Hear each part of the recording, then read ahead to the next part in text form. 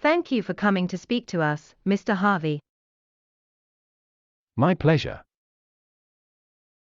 My first question to you is this: what major changes have you witnessed in terms of the types of white-collar crime being committed since you began practicing? For some time now, we've been seeing more white-collar crime being committed within corporations.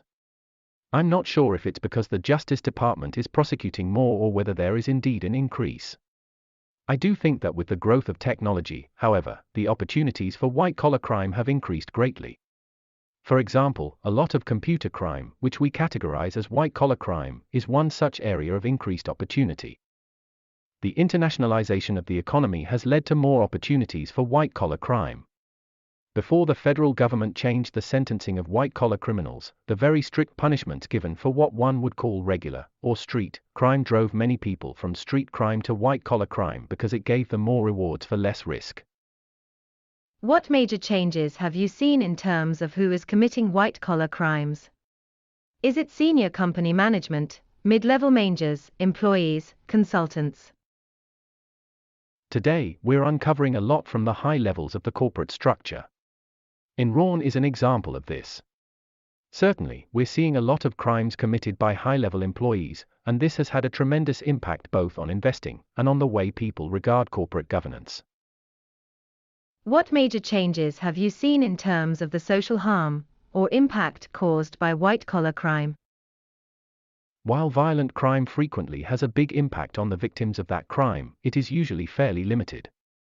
But when you have a savings and loan scandal, as we've seen in the past, or an Enron scandal, those crimes affect millions of people. Enron impacted large numbers of people. These people were affected either directly or indirectly by the corporate malfeasance, the commission of wrongful acts in the Enron case. Many retirement funds were adversely affected following investments in Enron. In a way, white-collar crime, in terms of the number of its victims and the devastating impact on its victims, ranks right up there among even the most heinous, violent street crimes imaginable. So if you were to define the most socially harmful category of white-collar crime, would it be corporate crime, as you have just described, or something else? I have two thoughts on this. One of the most devastating forms of white-collar crime that I see is fraud on the elderly. It occurs with alarming frequency against our elder citizens, who are often easily taken in by these kinds of scams. The other is the sheer mass of injuries inflicted on investors in cases like Enron, which adversely affect the system of investing in the US. Part of the slow recovery of the economy is the effect of white-collar crime on the investment environment.